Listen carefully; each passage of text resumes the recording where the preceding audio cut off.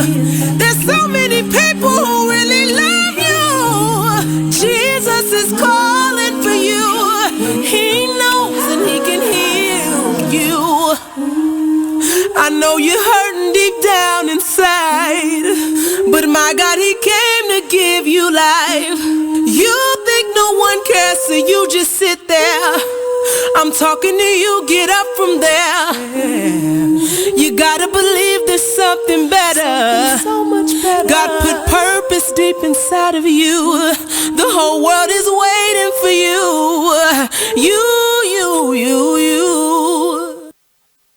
You are listening to BeExposedRadio.com.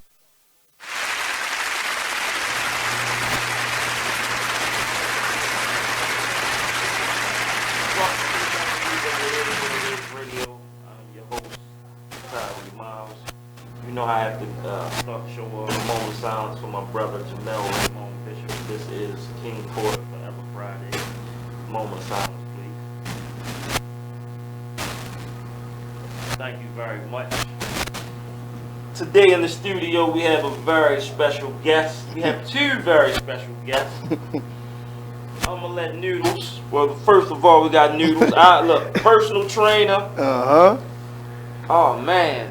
Superstar, athlete, motivational speaker. Yeah. Professional football player. Yeah. Professional football player. And you brought a special guest with you. Coach John. Give him, you gotta give it to him. Give him the right welcome. Coach John, welcome. Thank you. Coming all the way from Canada. Coming all the way from Canada. Thank you for traveling. I've never been. I want to go one day. Coach John. Yeah. So where did you start coaching? Tell us how you both met. Well, I was in Portugal, and I was there doing some other work for a football organization, and he was playing in Lisbon with the Devils, and I used to watch him, and I thought, the next coaching gig I get, if I get a chance, I'm going to sign him. And it took a couple years, 3 years. And then I got an opportunity to go and coach the offensive line and running backs in Turkey. And first call I made was for him. And then after that, I brought him to Egypt. Yeah. So that's how we pyramids. Cherry Hill to Egypt. To Egypt, pyramids, riding camels. Yeah. And what year was this? This was last year. Egypt was last year, and Turkey was 2017. 17. So a bond created through football. Since 2015, I've been playing overseas: Portugal, Brazil, France, Turkey, Egypt, Poland, and you don't know what's next, but it's coming. How would you describe his game? Oh, he's electrifying. He has a special gear going from the first level to the second level. When he goes through that line, if you don't get him there, you're not probably going to get him when he's running full tilt. He's exceptionally quick, and he can jump cut on you too. So I think what he's done, and he'll tell you about this, but what he's done over the last year or two, he's added more upper body strength. Yeah. And so now, rather than run around you, he can also run through you. Right. So he's a pleasure to watch play.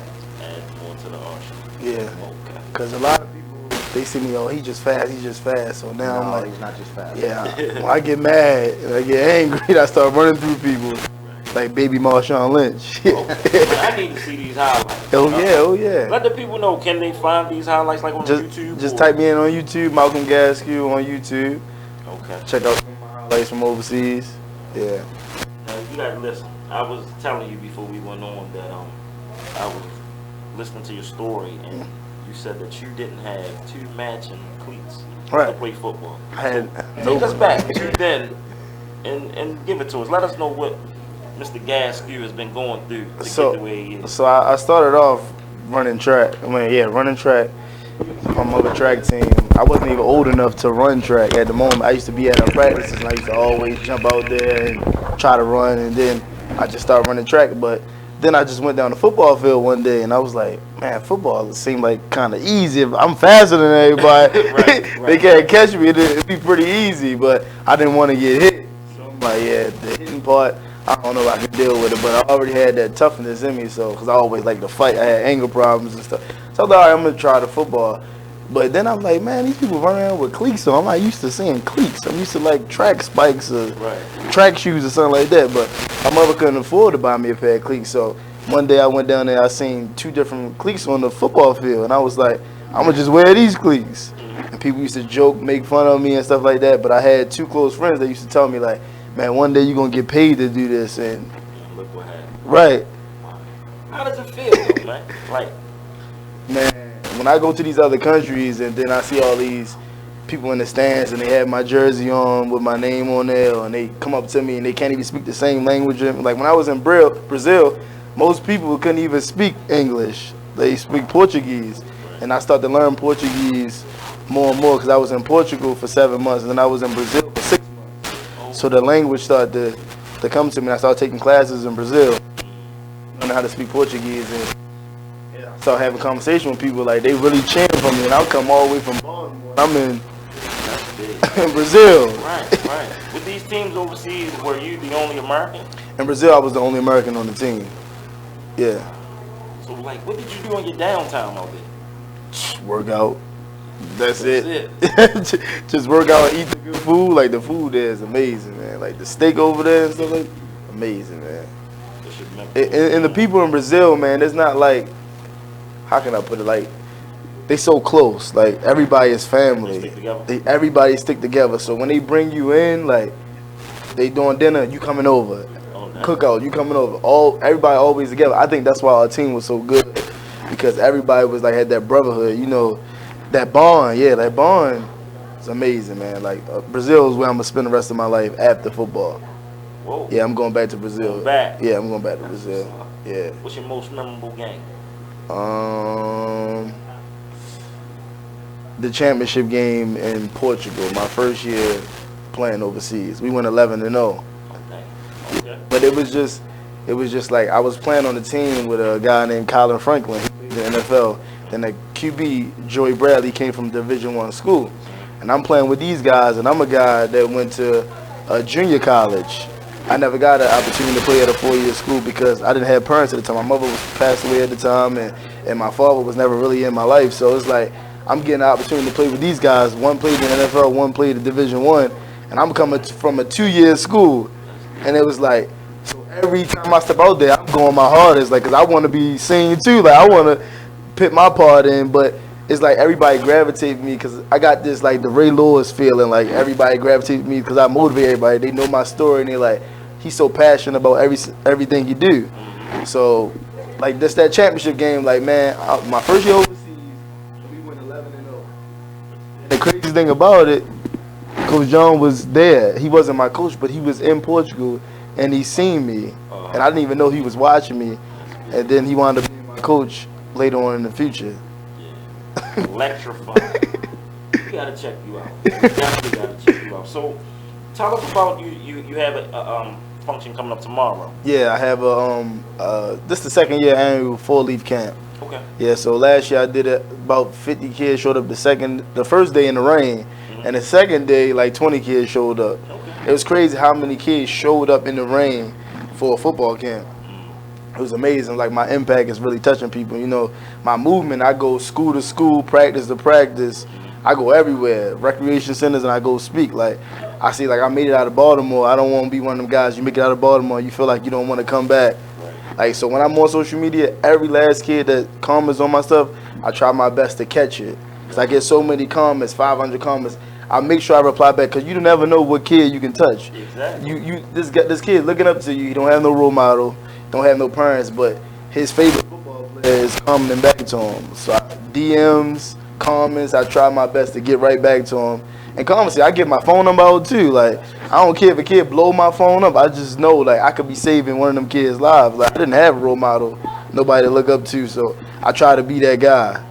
And I don't force myself to be. It just happens naturally. Like, it just naturally. People just gravitate. Even when I walk in the gym, kids walk up to me, "Hey, you knew this? You want to travel all over the world and play football?" Like, yeah. Anywhere I go, I can't go nowhere in Baltimore without nobody knowing who I am, man. So I do like quotas a days. I make up my own quotes and make videos, and try to motivate the kids every single day with positive knowledge and put it out there, that energy.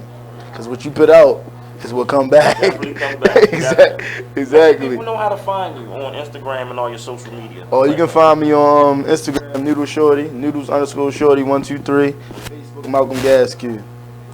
Okay. And before we go to break, let everybody know where the camp will be taking place. Okay, the first day of the camp is tomorrow at Patterson Park. What time? From 9 a.m. to 12 p.m. Maybe 9 a.m. to 1 p.m. Depends on the weather. The second day is Frank Scott Key Elementary Middle School, and it'll be from 9 a.m. to 1 p.m. or 9 a.m. to 12 p.m. Okay. Yeah, and it's only $20 for the T-shirt. It's a 2-day camp. That's great. We'll be right back. Don't go nowhere. It is what it is radio.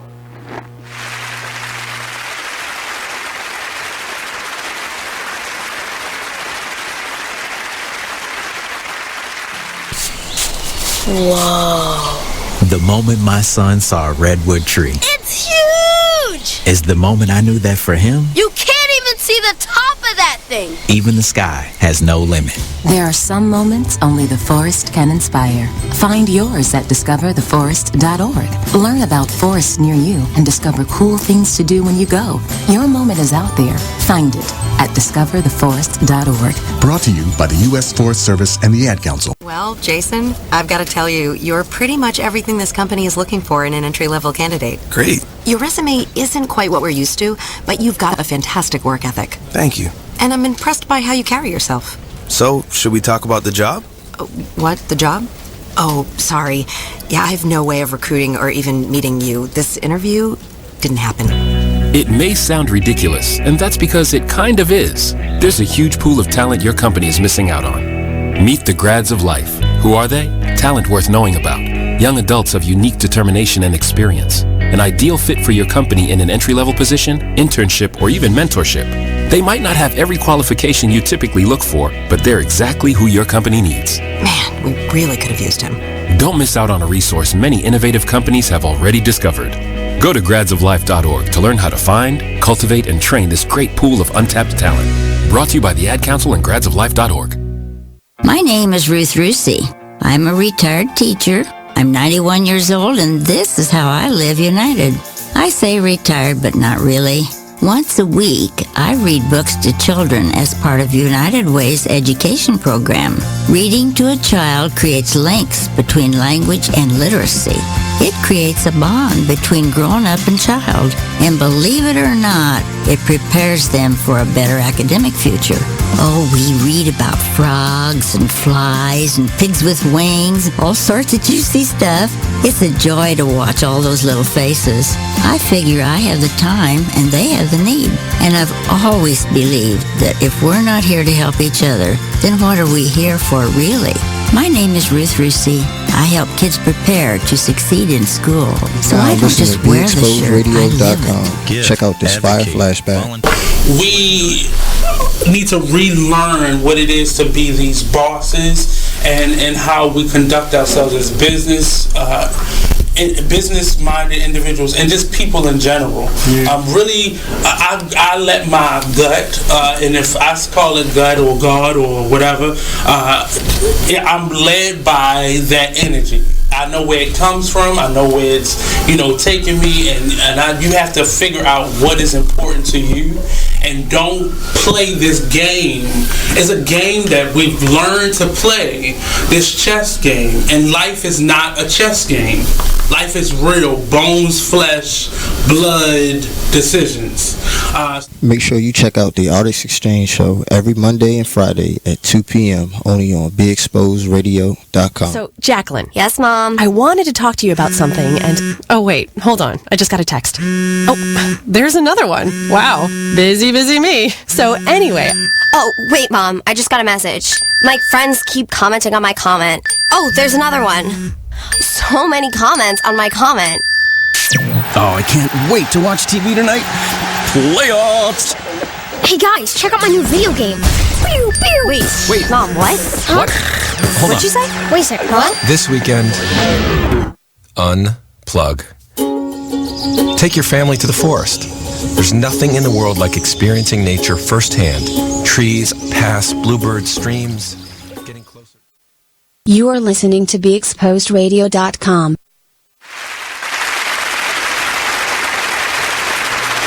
This joint, this joint.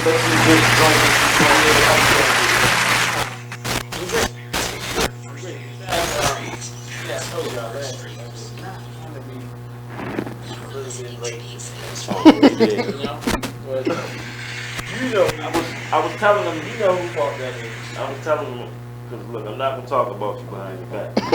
I was telling them you like to drum home. I'm like to drum home. I'm predictable. I bring a lot to the team. I'm predictable. I am a little unpredictable. At least you keep it real. I can give it unpredictable because I like to dibble and dabble a little bit of it. Nothing, no qualm with the LGBTQT. I'm sorry if I said it wrong. Wait, let me get that right, Dre. What is that? Do you know? LBG. Repeat it with him so you don't say it wrong. LBGT. The Q is no more. Okay. What? LBGT community. When I say I did with dabble, when I said I did with dabble with a lot of things, I didn't mean like, I got one question. When it came to working, as a man, I'm there with it, jack of all trades. I got one question. Sorry, but is that whatever that? How did you all take the Q out? Y'all fought to get the Q in. Y'all get the Q in, and now you want to take it out. And it's not a problem. Y'all can just do that. All right, we're not going to let Dad be outside picking it. Dad be picking it. All right, I'm sorry. Because you can't say that's not possible. How you doing it? We like to have fun here. I'm sorry. Mm-hmm. But it is what it is. It is what it is. Mm-hmm. But man, I'm proud of you. Like I'm saying, please come up and talk to my students. Mm-hmm. I just love for the youth to see that it's somebody from where they're from, their circumstances, their conditions, their surroundings, that can make it out and don't use their surroundings as a crutch. And don't use not having a father in the house as a crutch. Yeah. So you are living proof that if you work hard, anything is possible. Yeah, because I don't think you can name too many people coming out of Cherry Hill doing anything positive or even make it to the age 16 or 18. Right. Yeah. So how many years you think you're going to give it before you just... I'm going to retire at 32. 32? So yeah. Already set? Yeah, I'm done at 32. What about you, Coach? I'm never done. Football's life. Football's life. I'm sorry, I wasn't here. So you in the NFL right now? No, I play overseas. You play overseas? Yeah. All right, so you playing... So how old are you now? I'm 26. That's crazy. My son said the same amount of years he wanted to spend in the NFL, the same amount of years he said he wanted to spend in playing professional football. And they play the same position. I play running back. Yeah, I play running back. See, now my son play running back. Nah, he like to hit the running back. Right. my bad. He was trying to play DN or outside linebacker. But what intrigued me about what he just said was, like I said, my son is 9. He already said that's how many years exactly. If like, Dad, I do want to go to the NFL, but if I play professional football, I want to spend this many years playing. And I was like, that's perfect. 32. 32, yeah. If you take care of your body, you can do it. you can do it. Yeah. Being as though I put you in this sport early, so it's already wear and tear. Like, I understand all that. So as a father, like, I didn't enforce football on my son. His mother did. For real. Like it was that I seen him. I seen the exact same thing that happened to me. Yeah. Blindside hit. Now listen. I started playing football in the 10th grade. You feel me? This when I first tried, put a helmet on. And so you can imagine. So you didn't play football high school. So you didn't play Part 1. No, I never played a lick. Until 10th grade. And then you went to Dunbar and going to jump. Exactly. I will never forget the day. I know exactly who hit me. I even know down to the point why he hit me.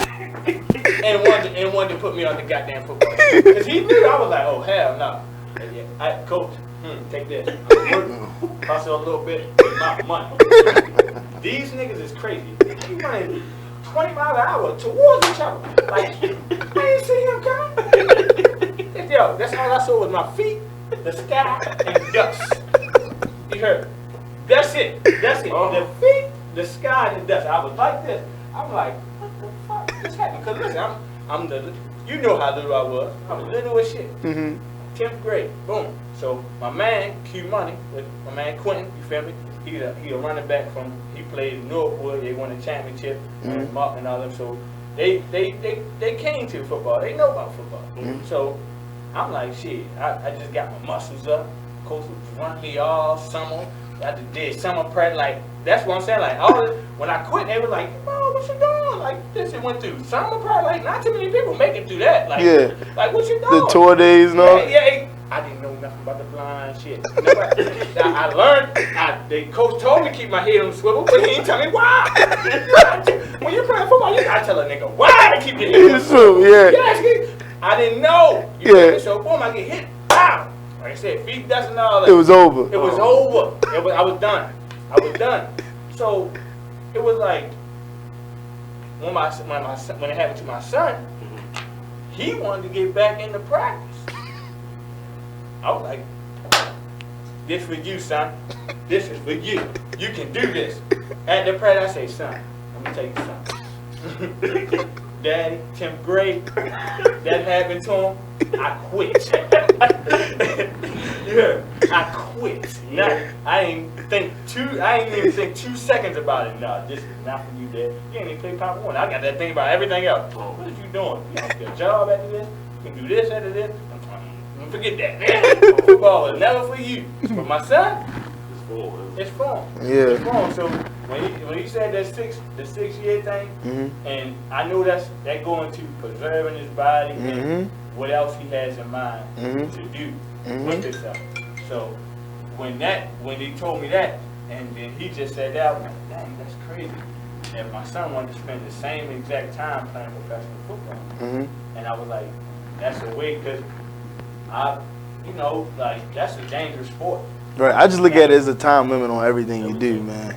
You can overdo it. Like, you can overdo it.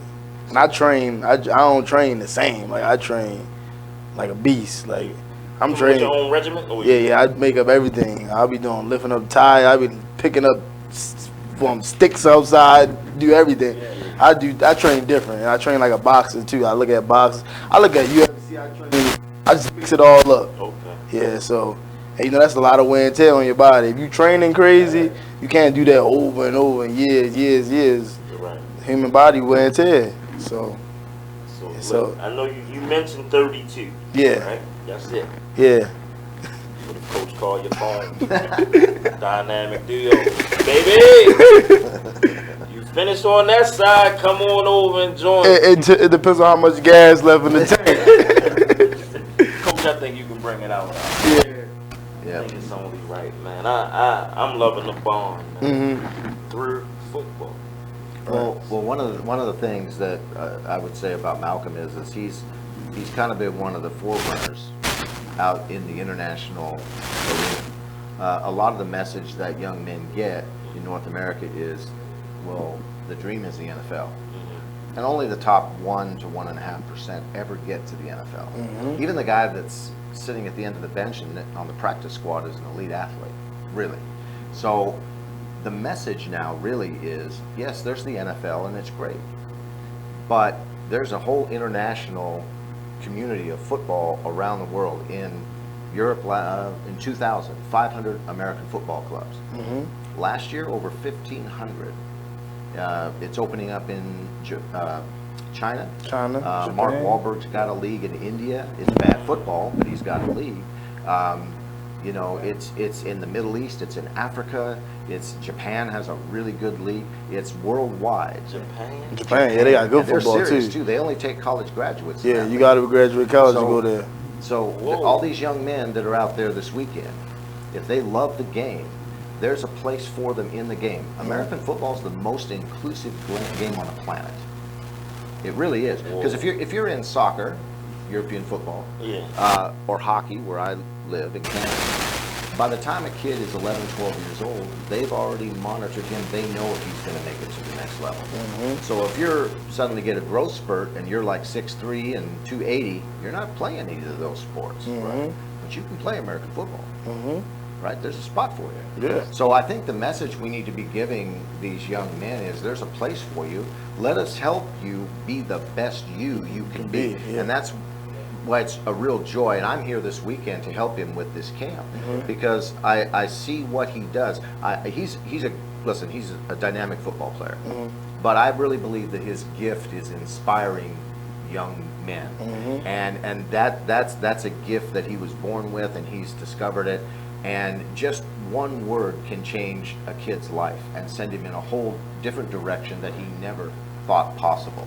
And the one thing Malcolm has discovered, and I think you would agree, is that in this game, the one word that describes it is together. We do this together. A couple of years ago, I was with Gary Clark, wide receiver for the Washington Redskins, a couple Super Bowl rings, all that. And we were in Mitchell, South Dakota. They were doing, the Redskins did a high school camp in Mitchell, South Dakota. A lot of First Nations kids there. And I was standing next to Gary, and I'd followed him, watched him his whole career. And I said, Gary, what do you miss about the game?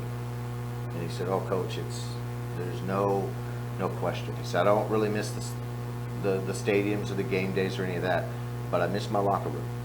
I miss my guys. And even in the coaching fraternity, that's why it's so hard to get out, because it's the family. And I think there's so many of us that grow up with challenges in life when we're kids, and when we find that unit, when we find that family, it's a very, very special thing. And what I like about Malcolm is he's not off in LA and he's not off running around the world trying to do something. He came back to his own roots, into his own neighborhood, and he's reinvesting and giving back. And so for a coach like me, we look for players like that. We look for character. We look for, effort. Because to me, the greatest linebacker to ever play the game, Mr. Ray Lewis, he said, coaches can coach a lot of things, but we cannot coach effort. And the one thing Malcolm has is effort. And so he's this city, I know you got all the superstars, but there's guys like this that don't get all the press. And I'm here to support him with the other coaches that have come in this weekend.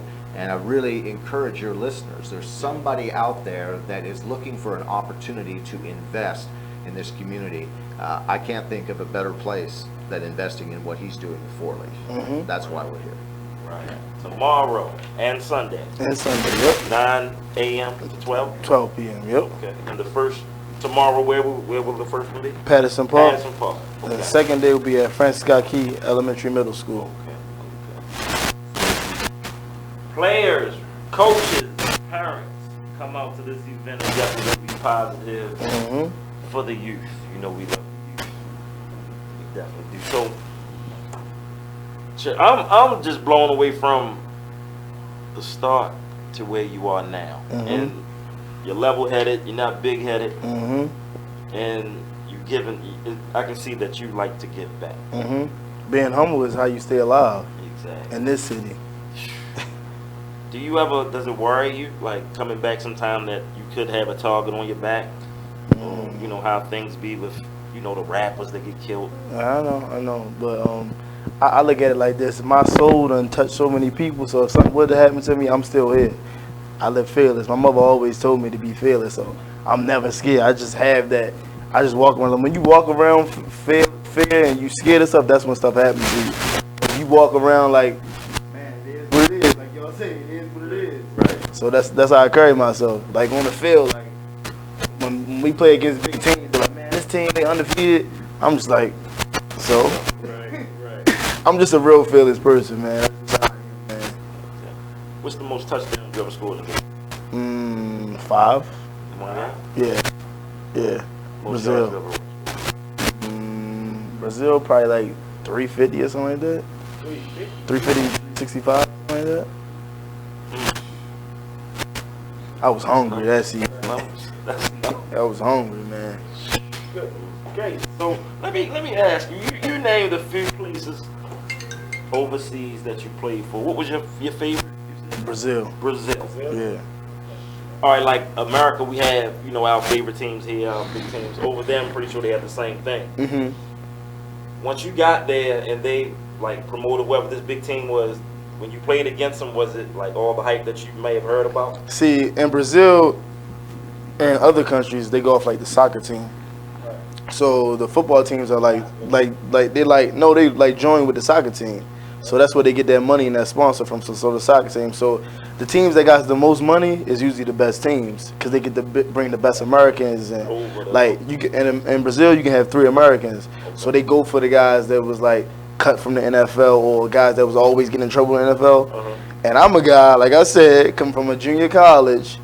And then I meet these guys that play the NFL. Like, man, why you not in the NFL, man? Why you ain't never make it to the NFL? Why you ain't playing in the NFL? Like, why you ain't just go try? He said, like, man, you got the talent, man. You should be playing in the NFL. And these guys that actually played in the NFL telling me this. And like, and the team I was on at the time, I was the only American on the team. And I'm going against teams that got 3 Americans that played in the NFL or went to a Division I school. And they coming to me like, I'm like, I'm supposed to be the average Joe, right? I'm supposed to be the average. Y'all coming to me. And they like, how old are you? And at the time I was 22. And they was like 30, son. They like, you 22 years old? He said, they be like, man, you must study a lot of football. That's one thing I do. I sit and watch. I talk to Coach John on the phone. We watch football. We study football all day long. That's a lot. A lot of players don't like studying and getting better. That's the big part of getting better is studying. Yeah. It's a mind thing. Football is like a game of chess. It's a mind thing. I'm trying to get my son on. It ain't all about knocking people over the wall. You can tell like everybody's getting smaller, but they're getting smarter and faster. The game is about being smarter and faster now. You don't see too many big guys no more. The big guys are fast too now. Yeah, you see that now? They training to be fast. They're not worried about being big no more. It's about the brain, your mental. You got to use that brain. That's the most important thing. That's the strongest weapon. Your brain is your strongest weapon. That's it. So take us in the game day. You have like a certain routine or regimen that you do? Tie your left shoe first, eat 7 red gummy bears. You know, it's funny, man. I listen to Michael Jackson.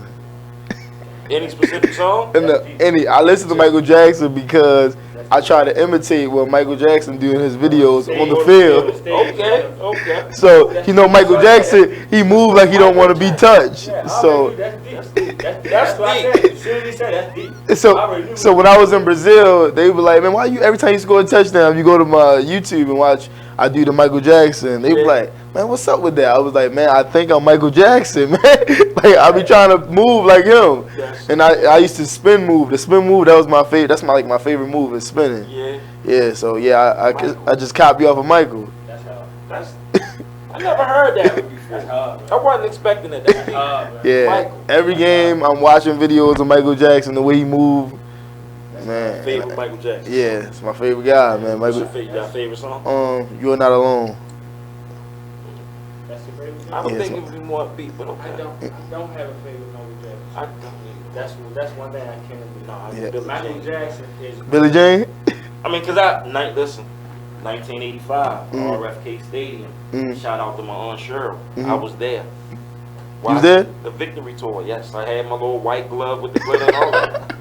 Shout out to my Michael Jackson show. Shout out to my aunt Cheryl. Yes. Aunt Cheryl. RFK Stadium, 1985. If you think I'm lying, you can Google it. You went to a Michael Jackson show? Yes, sir. I thought I was shit because I danced with MC Hammer. Oh, you know, hell yeah! And I fucked it up. You must have danced up. Huh? I know. I know. You know Baltimore, yeah. Oh, all right. Baltimore shit. I killed it. Okay. Fucked it up. That's MC Hammer. Never forget it. He was up towards us. It's the BG&E home now. Up Security. Yeah. Yep. Used to be a towards us. You remember that? Exactly. Yeah. My man was in there. Wow. He was signing autographs. They was like, you gonna dash? Anybody gonna dash for MC Hammer? Right there, what you talking about? MC Hammer right there. Gave it to him. I think I split, all that, came back up. Hit all that. I wish I could call Cuz right now while I'm on there. He could contest to it. Like, he definitely danced for MC Hammer. Should have got a picture though. He still got the picture. I lost my picture. I had my picture signed. I lost my picture. I think Mike still got the picture. Because you said hopefully you still got that picture signed with MC Hammer. Or definitely that for MC. Most famous. Who are the most famous people that you have met? I met in France. I was in France in Cannes at the film festival. I met Will Smith, A$AP Rocky, Shia LaBeouf. Free him. Free him. Yeah, he locked up overseas. For the shit he did with the... He was fighting somebody. They was following him home. Yeah, Jada Pinkett. Who else I meet? Moving and meeting. Rihanna. Yeah. Hold up. When you met Rihanna, man, you No, I seen her. Like they was on the red carpet. I got to shake Will Smith hand, but I seen.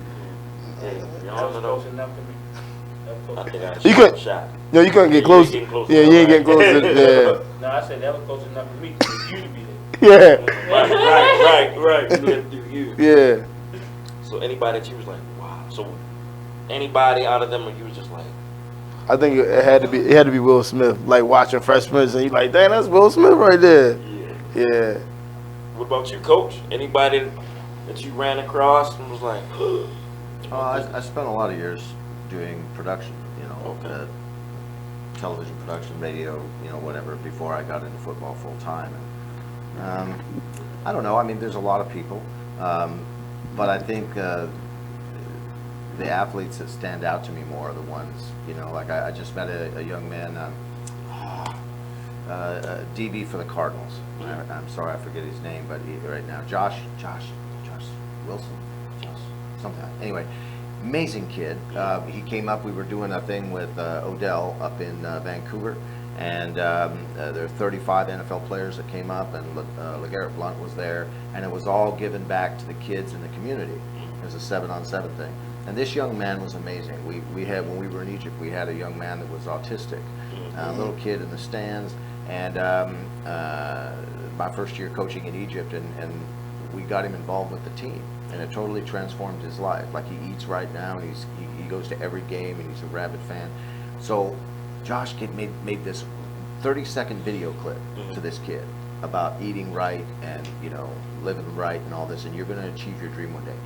That's the kind of thing that stands out for me, because when the Super Bowl rings fade and all this other stuff, it's how you're going to be remembered. Well, his 30 seconds of kindness to this young man, what this young man will end up doing in his life is going to touch so many other people, all because he took 30 seconds to be kind.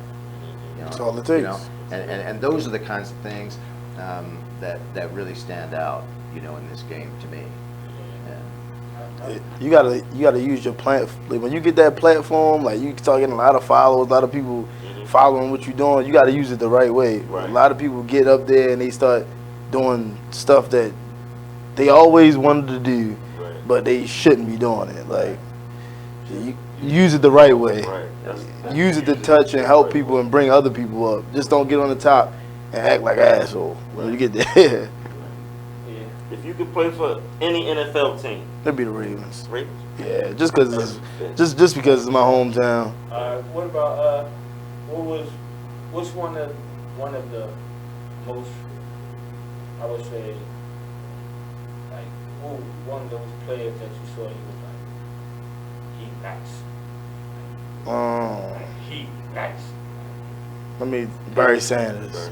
Barry Sanders. No, I'm talking about you actually. But one is Bears. Right there on the field with it. It had to be when I was in Portugal. The receiver I played with, Colin Franklin, he was in the NFL, and man, he can catch a ball. You throw it anywhere, he gonna go get it. Yeah. But he's huge. He like 6'8" or something like that. 6'8". 6'8", like 265, so he huge, man. If I see y'all a picture of me standing next to him, make me look like a child, man. I used to be at practice looking up at him like, what? And I'm the one in the middle getting the team pumped. Right. And I'm looking up at him like, dang, man. So this is how it looks to be in the NFL. That's how it is. Like, there's a lot of guys around you that size. That's how it is. That's crazy. I mean, in your public outings, is it like crazy? Oh, the partying? Oh, like when you out period over there. Oh yeah. Especially in Brazil, like once they find out like who you are, like, oh yeah, you play for the Sao Paulo Storm team, right? We seen you play, and then everybody coming over to you, running to you, like, it's crazy, man. It's like, and then you're not from that country, so you like, man, I'm big in a whole nother country. No, but listen, what is the reaction once you tell them like, I'm from Baltimore City? Well, they already know that you ain't. They can tell that you ain't from there, because especially when I start speaking. No, I'm not talking about that. Mm-hmm. What is their reaction when you say, I'm from Baltimore City? Oh yeah, all they know is the Y. Well, that's what I'm about to say. Everybody still know the Wire? Yeah, that's all they really know. The TV show, The Wire. That's yeah. Instagram, World Star, everything else Yeah, popping right now. everybody- Still go back to the Wire. Yeah. Oh my God! Hey, listen. If you listen right now, we are so far past the Wire. Even when I was in California. The Wire. That's how I feel. Even when I was in California, people can say like, "Man, you from Baltimore? Man, you from The Wire, man? Yeah." No. Showing love just because of The Wire TV show. The Wire just a show, man. Yeah, it's realer than that. We way past the Wire, man. Oh man. Please. Yeah, my hood ain't on The Wire. Chart Hill ain't make it to The Wire. Y'all should have had y'all own show. It's like a whole town out there, Keep it man. real. From the outside looking in, Yeah. I used to go everywhere but Cherry Hill. Right. I mean, not scared, but I only went to school with people from Cherry Hill, but It's, that was it. it's a circle, like One one way in, one way out. I'm gonna tell you my first experience. It was with my father. He wasn't seeing one of his little girlfriends down there. Yeah. You know what I was reminded of? What? You seen the Juvenile video? I thought it was a no. Like you. This is Cherry Hill. We'll be right back. I'm gonna finish that story. You know what it is. It is what it is. Man.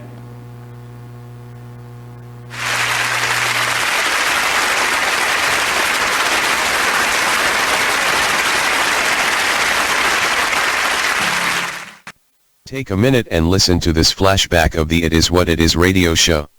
Viral. Make sure y'all share us. So, Please. Miss Entice. All right, Miss I got Vicious. Okay. Vicious. Favorite place to have sex outside the bedroom? Anywhere. Oh, that's not an answer. That's not an answer? Specific. Outside of the bedroom. You mean where have I? No. Like where's the spot you like to have sex outside of the I'm gonna keep bedroom? it real. I'm not a forest fucker, so I'd rather be in behind closed doors, but I've had sex. I mean, outside. you still can keep it, under the roof. I'm just saying outside of the outside bedroom. the bedroom. Yeah, Oh. outside of the bed, like not in the bed. living room. Oh, okay. Living room. What about the living room? The couch. Okay, what position? Then from the couch, you can roll onto in my case, I had carpet, so you can move from the couch to the floor. Then if you really want to get creative, you could go over to the sink in the kitchen and the aisle. So what kind of carpet was it? Was it the plush kind? Was it the Stainmaster? It was plush. It was plush. It was the plush. But I got one of them other mats over, like a little area rug. So it's nice and cushiony. It was cushiony. Oh. Easy on the rug burns. Oh. Yeah. Mm-hmm. All right. Now you did mention the kitchen. Turn this up. You did mention the kitchen. Now, are we opening the fridge? Have you gotten creative with ingredients? Shall we say? One time I was like, you mean as far as have you or would you? If not, you gonna leave me hanging? You mean props? Props like far as whipped cream and all that? No, I don't need it. I don't need it. But I mean, I've done it. Oh, see, there we go. Like that. If you haven't or have you? I don't like sticky stuff. I don't. Okay. I've done it, but I don't like it. Can I jump in? Can I check in? What's your favorite condiment to use? My tongue. Sir, you cannot shake that on the salad or the eggs. No, let me stop. Wait a minute, time out. No. Speaking of salad. Okay. No. Not sight, but we'll go ahead.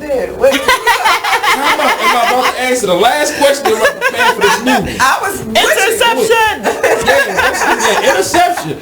Well, go ahead. What's your favorite condiment before you go to the interception? I don't really have a favorite condiment. Join us every Friday at 9 p.m. for It Is What It Is radio show.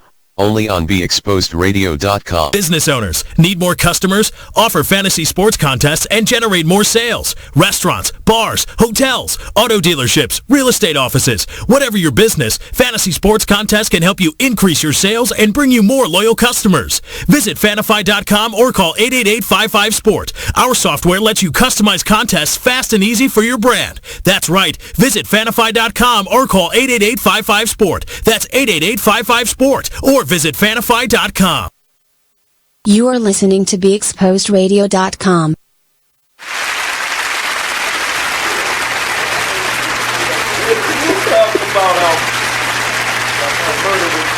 I know how it is as far as like, I know it's not like that, but I was looking at an interview and I forgot who it was, and they said that they met somebody that has never met anyone that was killed. Really?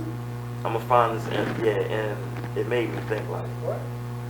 This person knew a person. They went away to school, so like in West Virginia, they didn't know anybody that was killed. Wow, that's how much. What is called post-traumatic? Yeah, that's stress we have. Because we're used to Right. how family members or members. I'm talking about since birth almost. We're used to. When you hear gunshots and it's like normal to you now, it's like it's normal. Like you just That's keep not walking good. like That's not good. I had to realize how much good it was.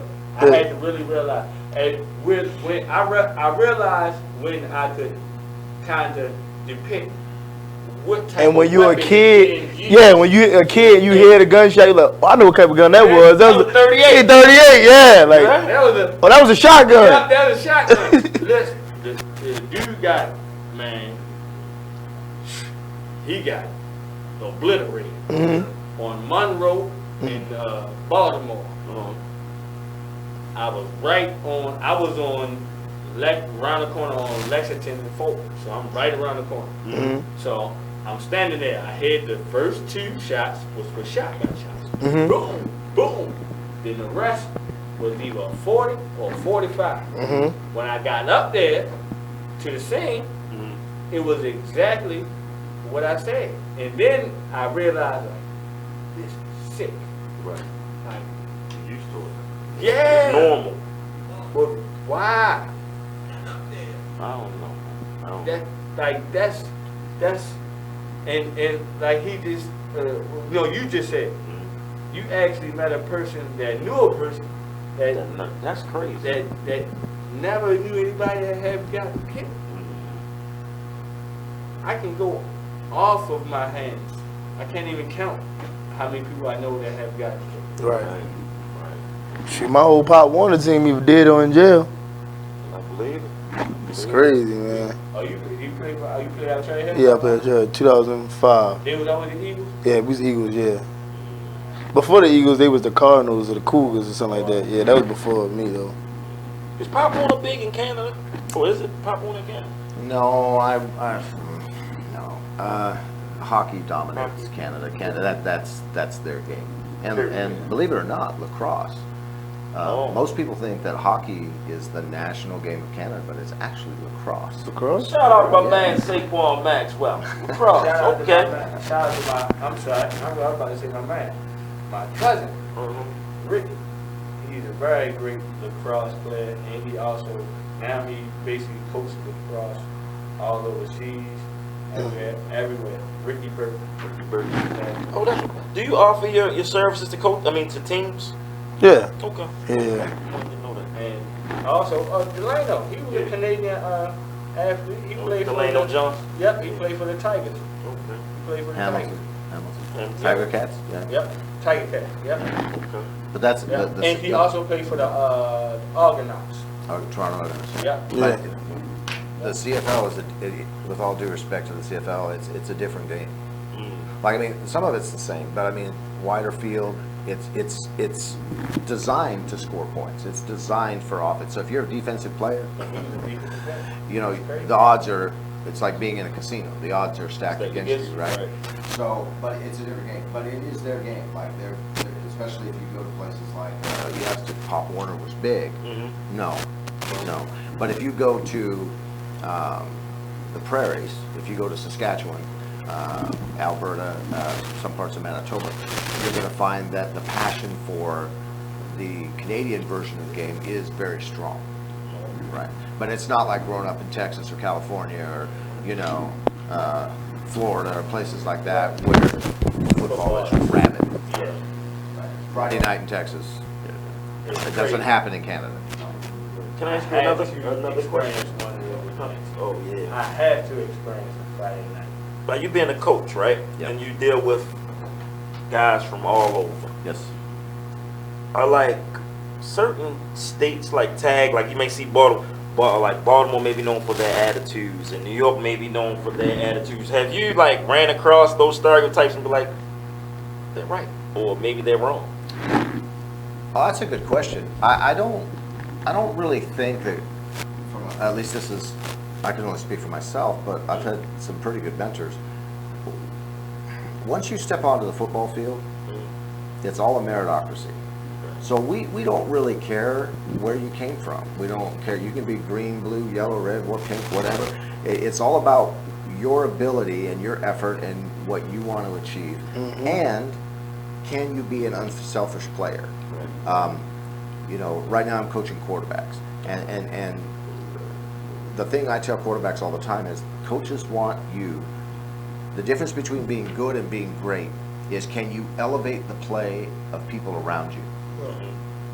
Right? And I mean, you can look at the NFL or even in college and places, and you can see certain players that for instance, when Baker Mayfield stepped out onto the field on that Monday night game or Thursday night game, whatever it was, and he stepped in, probably never seen it before in the history of the game. The entire city lifted. Everything changed when he walked on the field. Because he's a perfect quarterback? No. But because when just his attitude, when he stepped on the field, his team knew they had hope. They knew that he was one of them, and that everything that he did was about them and what they represent. And I think when you get players, to answer your question, we don't, as coaches, we don't treat players any differently one to the other. Right. It's all about, how can you interact with this group of guys to achieve this goal? And if you want to be great, elevate those that are around you. And Malcolm does that. I brought Malcolm to Egypt even after he was coming back from an injury. And one of the reasons I did was because I knew that having him in the locker room, that means I didn't have to police it. Right. It was the players' locker room, and I knew he would be a catalyst in order to make sure that those players were ready and dialed.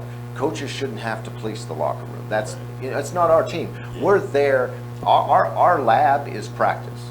Practice is everything. Right. So if you run into players that don't want to practice, they'll never make it in football, right? It's our area to practice. So I control practice, but when it's game day, I help the players manage it. It's their game. It doesn't matter what I know so much on game day. I mean, maybe certain situations, but overall, it matters what they know. And so you want to put players in that locker room. I think Coach Belichick up the road here, one of the things he said once was, he said, I always play my dependables. When the game's on the line, I'm going to put the players in the game that I know I can count on. And I'll live and die by those guys. That's why you put guys like Malcolm in a locker room, because he brings more to the table than just his. Look, he's an amazing talent, but there's 1,000 other guys that are amazing talents. What separates him from that is the other things that he does. Right? And that's why it's impressive of what he's done coming back here. And I've seen him, like, listen, when he goes overseas, he does the same thing. Right. Like, he's a little Pied Piper, man. He's got, you turn him out, like a lot of times as athletes, and you probably tell them about this, but when you're brought over, you're signed as an import, then you're not just going to be the running back. You might be in charge of going out and coaching the U19 team.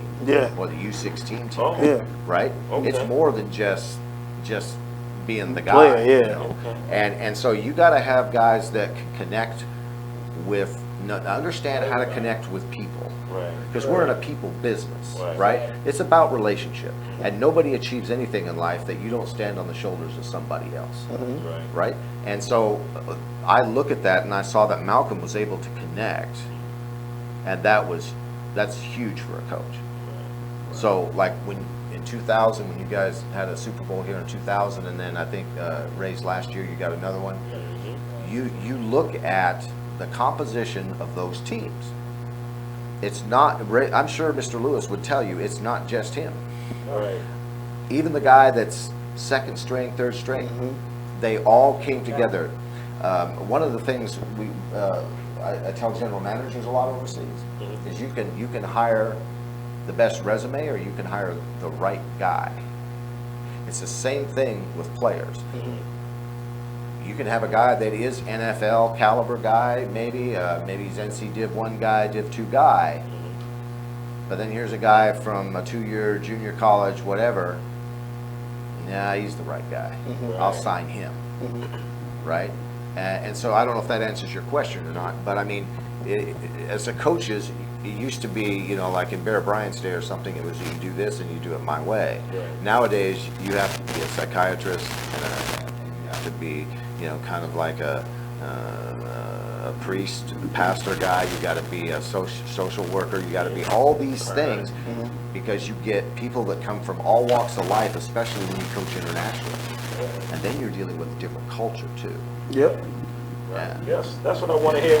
When we get back, please, like, I want to hear about football in Egypt. I got pyramids. That's what I'm thinking about, pyramids. I'm sorry. Football in Egypt. But we'll be right back, y'all. Don't go nowhere. It is what it is radio.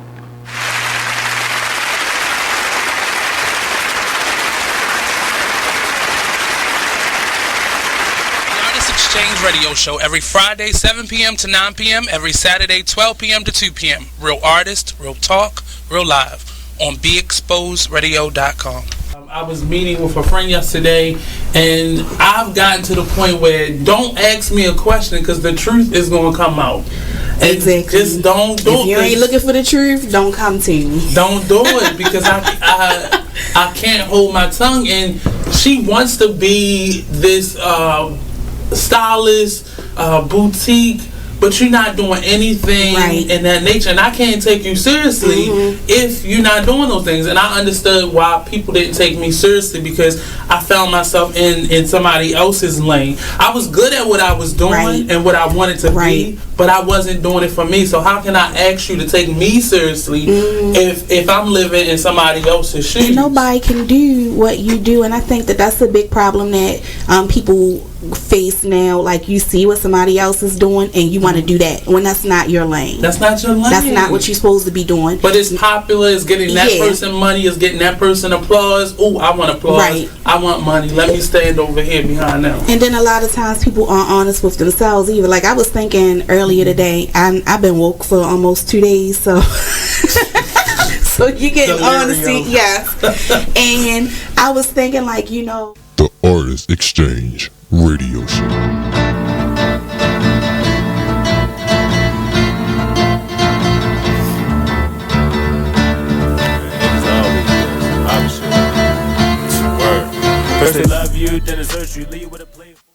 You are listening to BeExposedRadio.com.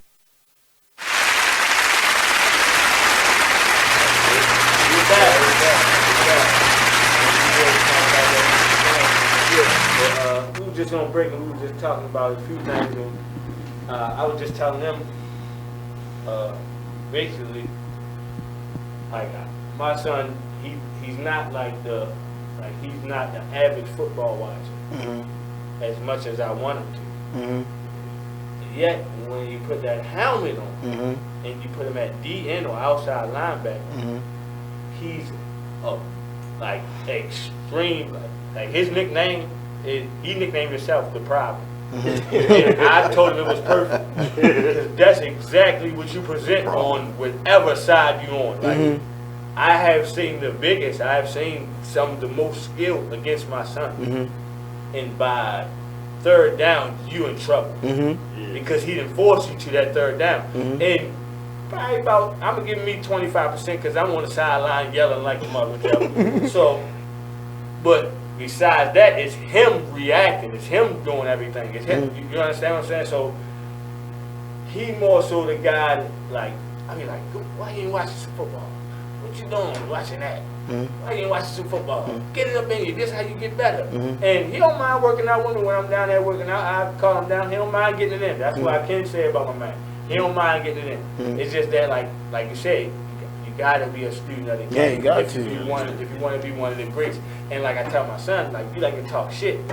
So like you like your daddy a little bit. Like, You gotta back it up. yeah, exactly. You gotta back it up. Like I'm gonna give you a prime example. Right now we in the group chat. Me and my guys hoop. So yesterday I bust the ass. Went 4-0. You feel me? 3-on-3 tournament right quick. Went 4-0. So tomorrow we play 5-on-5 full court. I've been working out. I've been hope me on y'all watching right now. Yeah. But so tomorrow morning I'm gonna get up, get Work my out. regimen, you feel me, get it in right quick. And so when 10 o'clock comes, He be ready. yeah, because the group chat player of the week is on the line. It's on the line. And I want my trophy. I want my trophy. Chat player of the week. I gave it to him this week, yo. Like yesterday, 4-0. I ain't get out the car. Yo, he said group Chat player of the week. This comes from the athlete. I'm gonna tell you, this comes from the non-athlete that turned to something. Athlete, yeah. You feel me? Going, because the school I went to was nothing but athletes. Yeah. So you graduated from Dumbo? Yes. Yeah. 3. Yes. Class of 95. So, like, being around all those dudes, I believe, like, I adapted height. I adapted a lot of things. Yeah. Like, they my guys, but when I first got at Dumbo, I was looking at everybody like, where am I going to spur that? By, I say, beginning 11th grade, that's when it came to me. I just got tall out of nowhere. Then I started wanting to hoop a little more, but I just, the sports thing was past me because I didn't have, love you, Dad, but he didn't really push me like I wanted to be pushed into sports. Like, I'm that type of guy, do this, Devin, and get, I'm downstairs. Whatever you show me to do, But definitely when I was younger, you couldn't tell me, I wasn't the best this or that, but because I created that myself. So now I gotta go on the next level in the basketball tip tomorrow. You gotta get it, y'all. I gotta be group chat player. I want my trophy, y'all. You a fool, man. You play any other sports? I played lacrosse. I ran track. A little bit of basketball in middle school. Lacrosse, midfield, attack? Yeah, midfield and attack. Yeah, I was real good in lacrosse. I used to average 6 goals a game. I was the first kid in my middle school to go to ESPN and play on ESPN for the middle school lacrosse tournament. Oh, for real? Yeah, I was good in lacrosse, man. I was real good in lacrosse.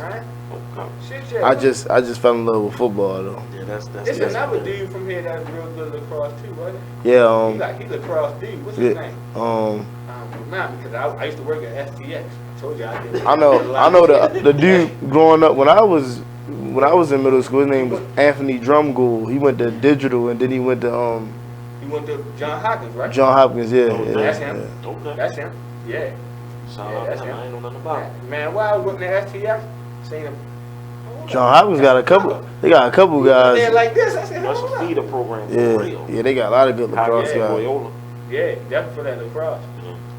But lacrosse is another button sport that's going on here that a lot of people need to gain knowledge and at least try it. I played 1 year. Let me poke my chest. I played 1 year, 8th grade. I made my all-star team. Yes, I did. And got MVP of the all-star game and we won. Back in 1990. Like I'm gonna tell you now. I was born in 92. You was born in 92? Yeah. I did, yeah. I commend both of y'all brothers for putting that helmet on. You got to be another type of human being to want to put, like, my cousin. I commend him all the time. He started playing football in high school. He never played a lick of Pop Warner, but he's a little. Y'all not right. I'm gonna tell y'all the truth. Y'all my bro. You gotta be crazy to play football, right? You have to have. It gotta be something up here, like from when you smaller to say, like, yeah, I'm gonna put. We got a lacrosse all-star that joined us. Yo, I see. Yeah, to tap in real quick. Say what's up to the people. Saquon Maxwell has joined us via FaceTime.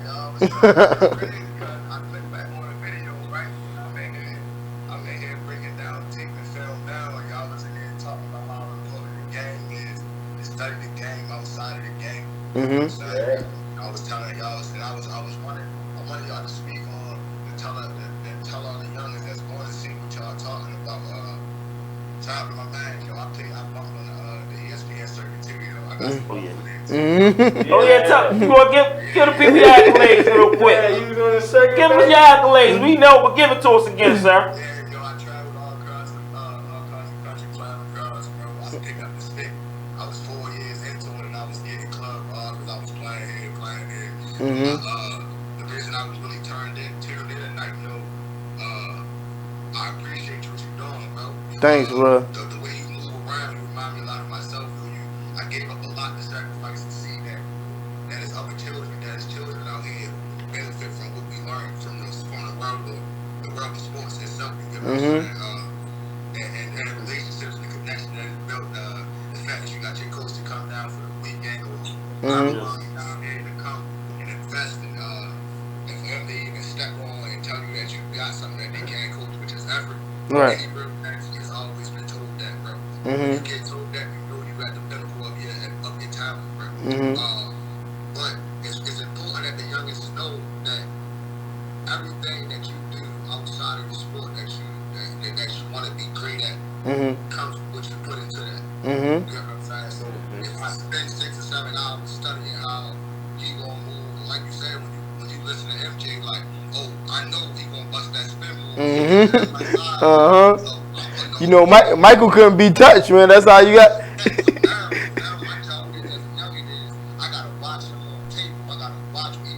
So I can see his body language when he was staying this way. I think he's about to do this. So now I got to the front. I have to be the first one to try to get a hand on him. If I get a hand on him, it's all about setting small goals within your big goal. You know what I'm saying? So if I'm coming down, I'm not really coming to the game and saying, yo, I'm forcing him to get 4 fumbles, and I'm just gonna knock his helmet off. Knowing you ain't been touched all season, look cool is I'm gonna get a hand on him today, bro. Exactly right.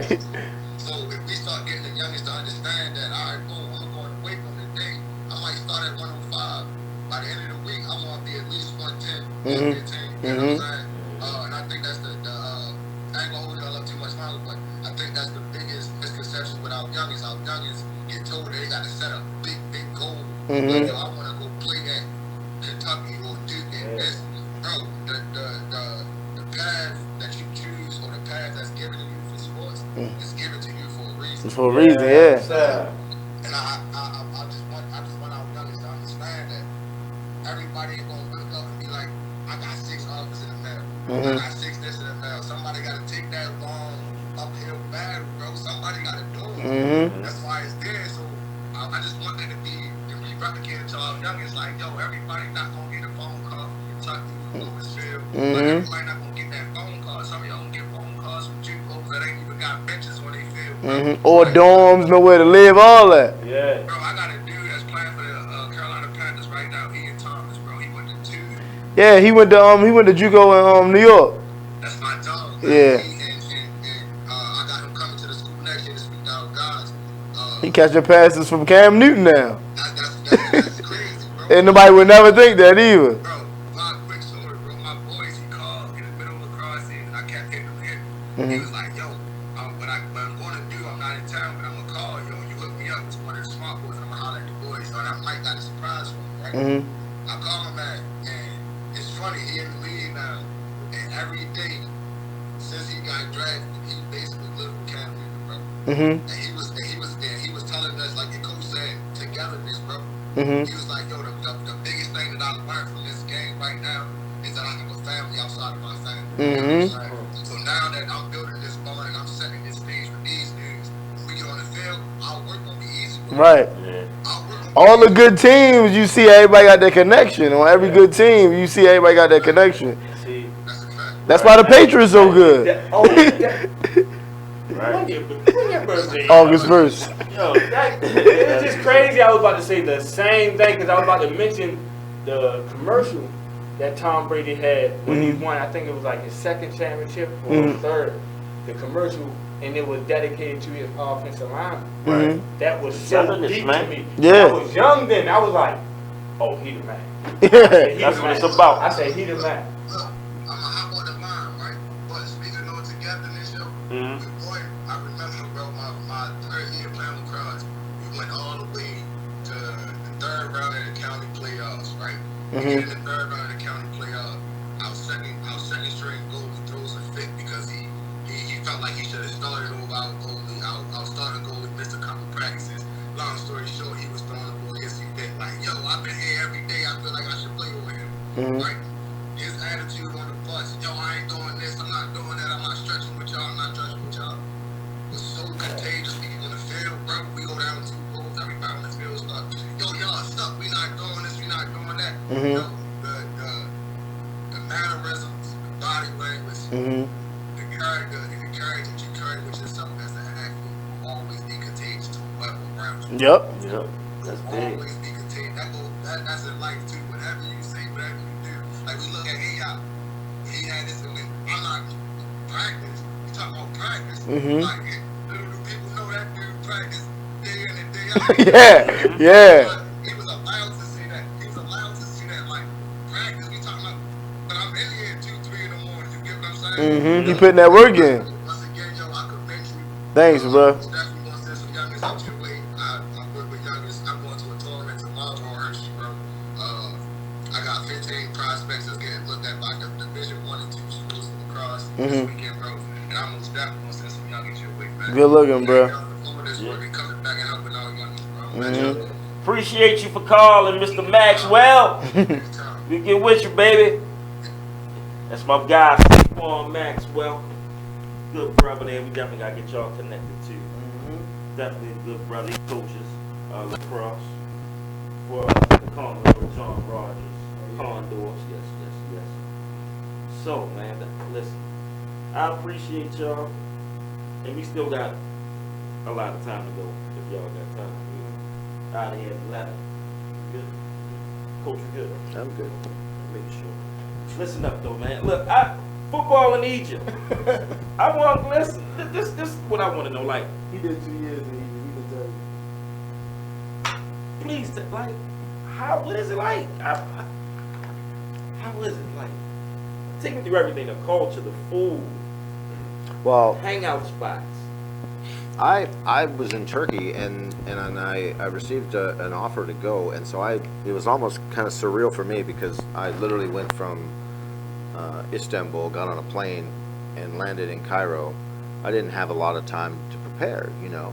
And you know, you live in North America and you see Egypt and the pyramids and camels and all this stuff, and so you have this idea of what it is. And I thought, you know, I'm landing here in the desert, you know, Sahara Desert, you know, it's gonna be hot, it's, you know, and you get off, and it was, but the people were, what I can tell you about the people, the thing that I love about Egypt is the people. Warmest, warmest reception I've been anywhere I've been, and the food. Food was good. You know, I'm a barbecue guy. You know, my son's flying down. I leave here. I go to Dallas for a quarterback thing, and then my son's flying in. We're going to go on a barbecue tour in Texas. You know, we'll work our way around a little good places. Yeah. And some good Mexican food. But the Egyptians, if you get an opportunity to go to Egypt and to experience eating their food is amazing. Their food is absolutely outstanding. But what won me over was the people, and the league there, they actually are doing a pretty good job. It's about 5 years old. They've got 8 teams. 8 teams. Okay. And a lot of what they do is really well done. What they need more than anything else is they need better coaching. They need better opportunity for training and understanding the culture that it takes to perform at a high level with football. But their effort and their desire it's right up there with any of the European clubs. And they were, you know, if you're a coach or a player and you're sitting down and you're on Europlayers, you know, which is the clearinghouse for international athletes and coaches, and you're thinking, well, let's see, where can I go and coach or play? that would be really cool. Egypt would not be at the top of your list. Right. But I can tell you it's a lot of fun. And when I had 2 weeks to get the team ready for their entire season because I was brought in at the last minute. And it was a really special year because I had never thought, here I am, I'm a North American guy, you know, raised in eastern New Mexico and Texas, and I live in Canada. And I had 71 Muslim men that I'm in charge of. And I'm teaching them American football. And they'd won one game the year before, right? Kind of what he did when they went to Portugal. And they went undefeated. And what you were talking about, we faced, that's why we're the Eagles colors and the Cowboys colors. Okay. The Eagles hadn't been beaten in 23 straight games. They were undefeated, never been beaten before. Over 3 years. And I watched them when they came out for warm-up. They were big, they had all the best gear, they had, you know, the deepest roster, all that. But I could tell nobody had ever stood toe-to-toe with them for 4 quarters and punched him in the mouth. They might have done it for 2, maybe 3, but not 4. And I went over to my guys and said, let me tell you the story of Okay.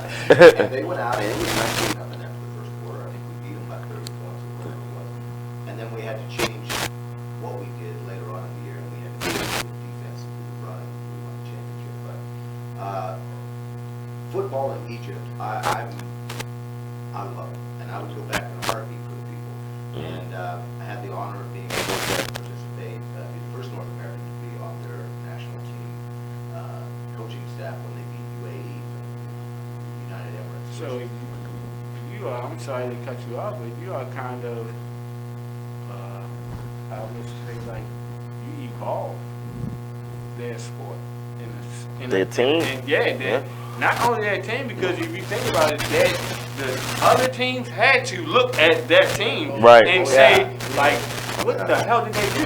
And what they did was brought somebody that really knew football. Well, no, I appreciate that, but I mean, there's a lot of guys that are smarter than me with schematics. But I think one of the things that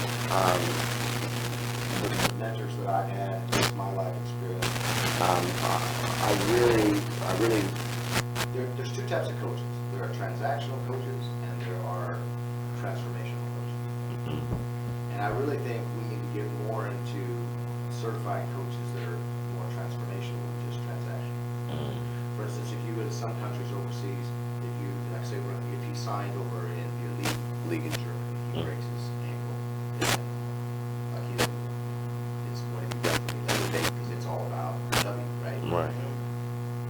Okay, that's fine. I understand that maybe there's a place for that, I guess. I don't know. But I just think that you invest in the whole player. You know, that you don't just throw something away because it gets banged up a little bit. And I think that, you know, if you're able to be a transformational coach, if you're able to do that, you're going to get more out of your players. And they're going to respect you because they're not stupid. Even if they've never played the game in their whole life, they understand if they're getting better as a person and they're getting better as a player. And you can't fool players. It's like kids. You got everybody's a kid. Right. He'll learn. You'll learn, brother. You can't fool kids. You know? Right. And so they know if you're genuine or you're not genuine. And I just think with me, in that particular season, it was the right guy with the right group of players. I had an older group that year. And so even though they didn't necessarily like the discipline that I brought in, because I'm very much about if you're going to do something, do it right. You know what I mean? It's like if practice starts at 7 p.m. then you're there at 6:45. That's being on time, right? And I'm trying to teach them accountability and how there's 6 degrees of separation between everybody. If he doesn't show up for practice, it doesn't just affect me. It affects me. It affects all the other guys that are on the team. And so they may not have liked that discipline as much, but what they saw was, well, wait a minute, I know, we haven't lost yet. Now, what they don't realize is it's very difficult. It's not something that happens. You know what I mean? So, but when the final gun sounded at the championship game, I just stood back and I just watched. And the payoff as a coach is you get to see 71 guys that work 12 hours a day on their day jobs, earn the equivalent of $5 US a day, many of them. They're traveling 40 kilometers, what's that, about 20 miles, to practice, and then home. And our practices are like 10 o'clock at night until midnight, because the soccer teams own all the fields. These guys, and I had one guy, I called him, you know, he's my angry young man. He broke his arm. He went out and found somebody in some little machine shop somewhere, and they made him this fiberglass cast, and he never missed it. You know, it's that kind of dedication. So at the end, I'm looking at all these guys, and the payoff for me was, as a coach, as a teacher, was that never again in their life can anybody tell them impossible is a fact. It's not. It's an opinion. And I always said that. You know, it's and I tell that to them all the time. Impossible is not a fact. It's an opinion. It only becomes fact if you accept it. And for the rest of their life, I don't care if they go and they herd camels for the rest of their life. They have taken now something with them that will change everything. I have a question. Yeah. When was the last time you, so how long did you coach in Egypt? I was there about two years, yeah. 2 years. And so when was the last time that you were updated or knew anything of their football now? Oh, I talk to them all the time. Like that's the thing. So, they're on. so did the football program did it elevate? Well, I don't think it's ever about one guy. I guess that's what I'm saying. But I had my part, yes. But I think what we did that year, we rewrote every record book, and I had a really good young quarterback. Well, actually, he wasn't young. He was old. It's a game of football. Is it better? Did we leave it better? Yeah. Absolutely, absolutely. We left it better. So, please, take that. Oh yeah, but I mean, you were a part of that. Yeah, you were a part of that change. You just told me these guys were working day jobs and also winning football for you. Getting out of practice like 1 in the morning. And so That's now, dedication. because of those 2 years that you dedicated, their lives changed, your life changed, the community of football life changed there. Well, you're right. And maybe it's a little bit more respected. Yeah, oh sure. But I just think, See? I think one of the things is, and I tell young players this all the time, you know, Japanese swordsmen are like considered probably the best in the world. Like when they make a sword, it's like, but they don't get up every day so that they can go make a sword that they're going to give to the emperor.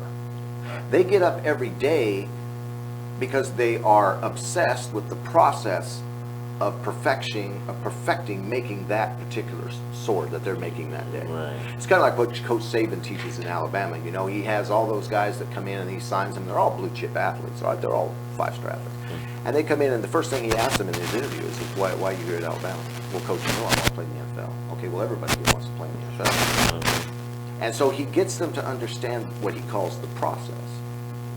And the process is not easy. The process is, you know, when you take metal and you've got to heat that metal, it's got to go under adversity. It's got to go under heat, and it removes all the impurities out of it, and it produces something that is now usable to become something very special. It's the same thing that happens in the process of training football players. And one of the things I was thinking about earlier was, this is a gladiator sport. Right. Yes. The only difference, somebody asked me in Hungary once, they said, so you think this is war? I said, it is war. Yeah, it's war. Right. The only difference between us and Rome back in the day was that if you finished in second place, you didn't get a second chance. Right. You were carried out of the Coliseum and dumped in a heap. Was you over. know what I mean? Basically. Right. So we gotta go to a break, y'all. We'll be right back. We'll be right back. It was getting deep. Yeah, look, I was that's my fault.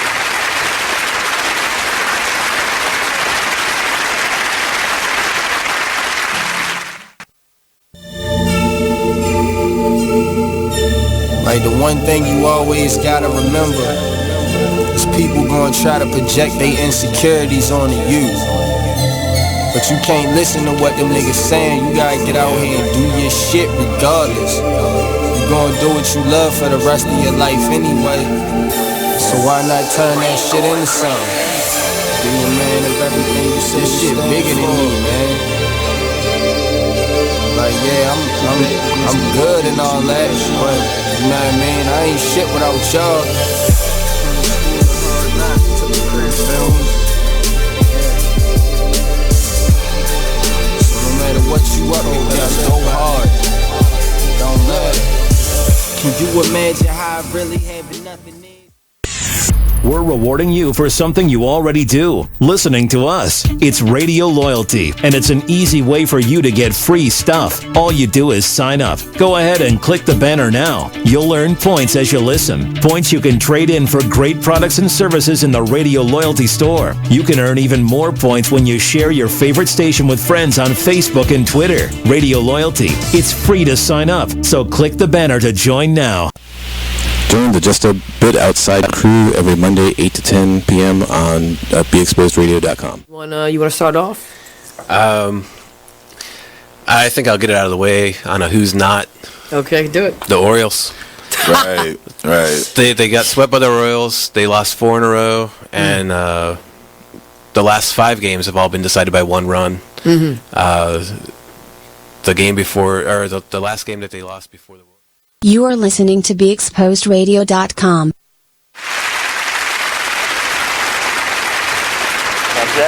Here we go. We are back. It's getting deep in here. I'm sorry.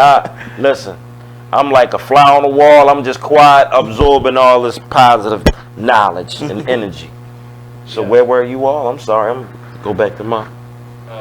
Coach, he ended with saying the game is sort of like war. Mm-hmm. No, it is. It's a gladiator sport. What we were sharing in the break is that, you know, in Rome, if you were a gladiator, if you finished in second place, you didn't get to play the next game. Right. You were permanently done. Right. But in football, you get a schedule, and Yeah. you get an opportunity the next week to be better. Right.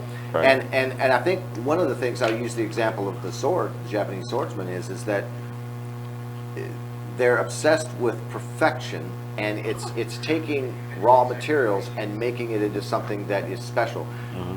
I think one of the things we need to teach young athletes and young people in general, because they're our most precious treasure in this country, in any country, is our young people.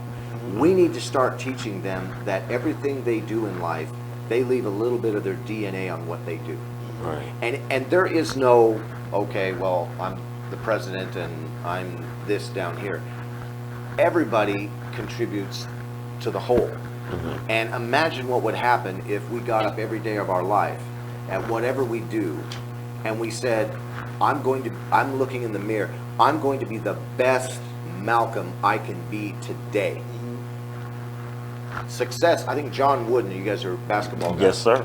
John Wooden had his his pyramid of success. Mm-hmm. Where did talent fit in? In the middle. Right. Up at the top was perseverance and courage. Those, I think, I know perseverance was up there. I think it was courage. But to be successful, we need to redefine what success is.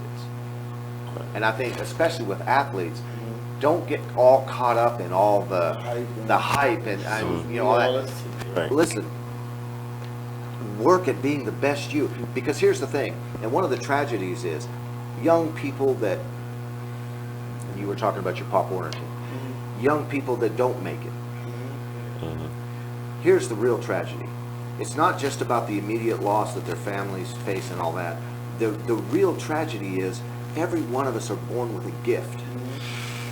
We're all born with a gift. And as coaches, as teachers, our job is to find out what that gift is and fan the flame, fan the fire, so that they're inspired. My wife said something interesting, and it wasn't about my weight loss. It was about she wasn't micromanaging that. She said, you know, people are so inundated with information nowadays. I mean, look, this is the first generation that'll go to Google to ask a question rather than come to a senior guy with gray hair, right? We've earned the right to have this gray hair. You know what I'm saying? Right. But they'll go to Google to find an answer. True. But here's the thing.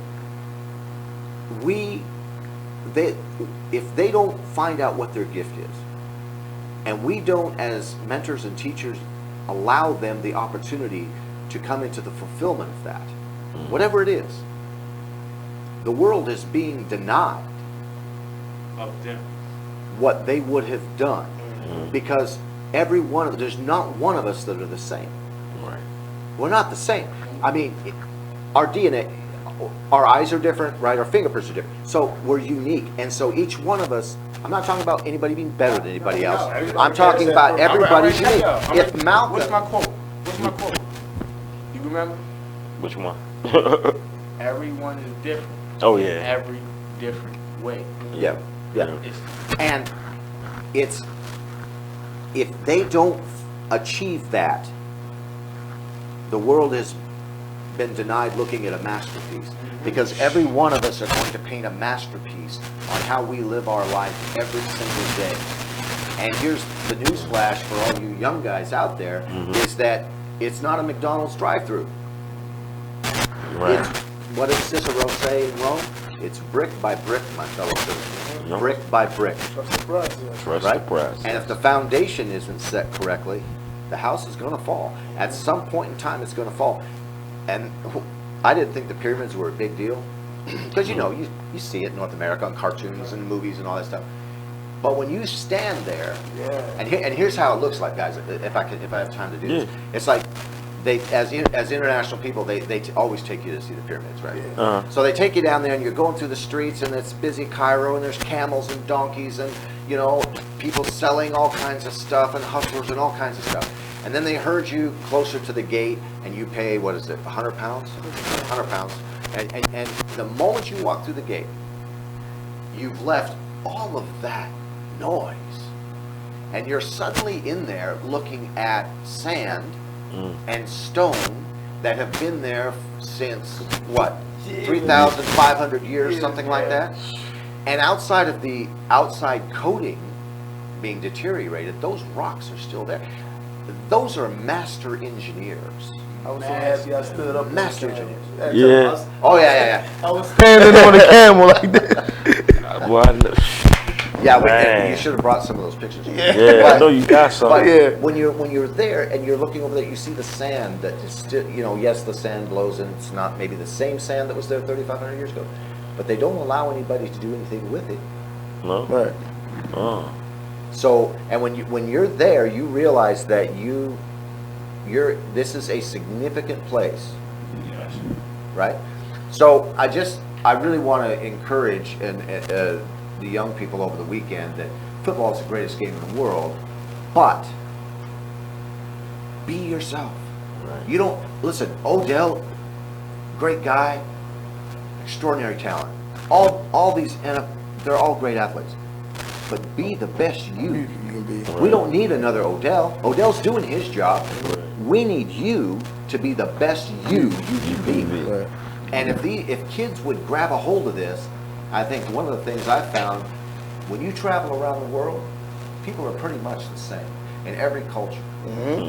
And this generation, I think more than anything else, Pretty much.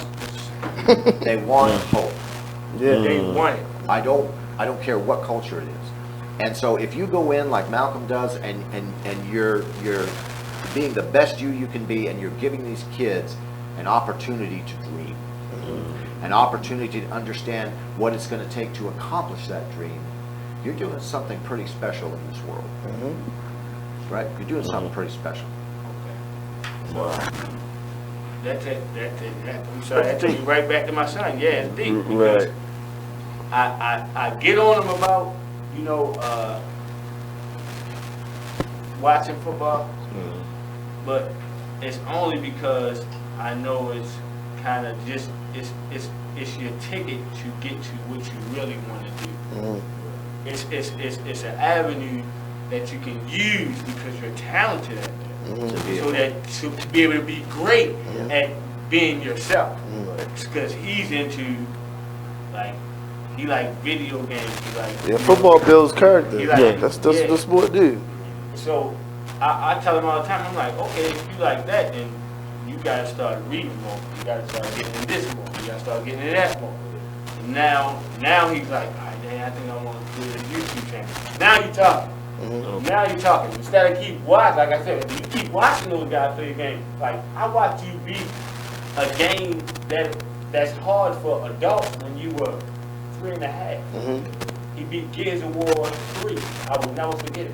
It was 3.5. I saw the credits come up. I was amazed. I'd have been amazed too. I was amazed. Yeah. And I'm just like Coach. It's a gift in everybody. Everybody's different. Like it's like I look at stuff like this. Like, yo, how is everybody's fingerprint different? Like that's so amazing to me. Right. Like I don't care what you might think. To me, that's one of the most amazing things in the world. Like you can show me a person that can fly, maybe I might be like, oh, but like he didn't create this one. Right. You understand that? Your fingerprint is different. When you have a child, that fingerprint is different from yours. You're right. It's deep. It's definitely deep. Everybody is different. I think Every one of the different things way. too, in following up what you're saying, is I think fatherhood changes how you look at things. Yes. No offense to you single guys. You'll get that. That's gonna change. But it's a subtle thing, isn't it? Yeah. You know, it's like you see, like I got to see my son born. It was a cesarean, and I got to see him. And the moment I saw him, it was like it was just this shift. It was like everything I thought was so important. Probably not. Probably not. Probably not. Probably. Yeah. Definitely not. But that carries over into coaching. Yeah. You know, so you were asking, well, how do you handle guys that might be a little fiery or you know whatever? Fatherhood. The approach. Fatherhood. Pretty much. Yeah. So I think guys that just yell and scream at players, that day's gone. You know, you need to. I really think you need to take a father approach as much as you can. Yeah. That's big. My experience to that was coaching. I had a few players. You know, as a coach, you get some coaches like, yeah, he just can't do it. No, just put him on the bench. And I was that coach like, no, I can get him to do this. Watch this. Watch this. I guarantee you. You think you about to run that play? All right, watch this. Cameron.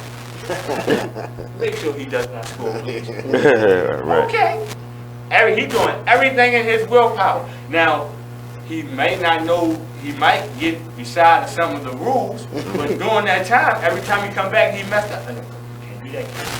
Okay, coach. Next play, he's not doing it. Now, by the 6th play, you go to run, you think Cameron about to do something illegal, and he clean tackle your guy. Fumble! Now you're mad because I told you what Cameron can do. Yeah, he might have me challenged in that way, but you got to find a way around that. Everybody's different. And like Coach said, it's definitely a gift in coaching. I found I have to get back to it because so many, when I hear this Coach Dad, when I hear that, it's like, yeah, something different. Yeah, right? yeah, it definitely is. It's a lot of kids I done gave their nicknames off of just playing football and doing things like that. I didn't know, like you said, at first you don't know how much character you build, how much spirit you just put into that child and how much courage he just got because you said like, nah, I know everybody else don't believe you can. You can do it. Right. He like, you know what, coach? I can't do it. And put forth that effort, right? He gonna go out there next play and get ran over. But he gonna get up like, yeah, I got ran over, coach. He's like, yes, you did. You ran over good. You tried. You tried. Yeah, I seen you reach for his shoelaces. You had 2 fingers up in it. You would have ran him like that next time he didn't tripped. And guarantee you next time, the effort he put is going to be crazy. It's going to be crazy. So, like, I definitely know what you're talking about, Coach, when it comes to coaching and just knowing the players and just, it's deeper than just scoring touchdowns. It's so much deeper. Well, and that's what Malcolm, just to be able to be here this weekend and watch what I see video clips, he sends me video clips, and I see the kids. There's one kid, Owen. Yeah, he played for Park Heights. It's 5 languages. Yeah. Something like that. And I train him. Yeah. Okay. He played quarterback. And he's how old? 12? 11, 12. Like, why wouldn't you want to coach this young man? Yeah, that's big. What can this guy do? You know what I mean? What's his future hold for him? And this game that Malcolm's trying to teach him is the best game to shape him for life. It really is. Right. I know. That's deep. Goodness. I couldn't stand Spanish. Yeah, boy. Well, that's why we have Google Translate. Yeah, look, I might get that myself. Yeah, Spanish was a But thing. like you said, though, to me, like you just mentioned that, like Google definitely took away the, like I enjoyed looking in the dictionary. When I got told to look in the dictionary, I enjoyed it. I Right. don't know if I was a kid too. Speaks 5 different I languages. would just enjoy it. Oh, there you go. Oh, yeah. What's his nickname? Oh, Lil O. Yeah, him and my son played on a all-star team together. I know exactly what you're talking about. Y'all hear? Oh, he 11 years old, yeah, because he 10 years old.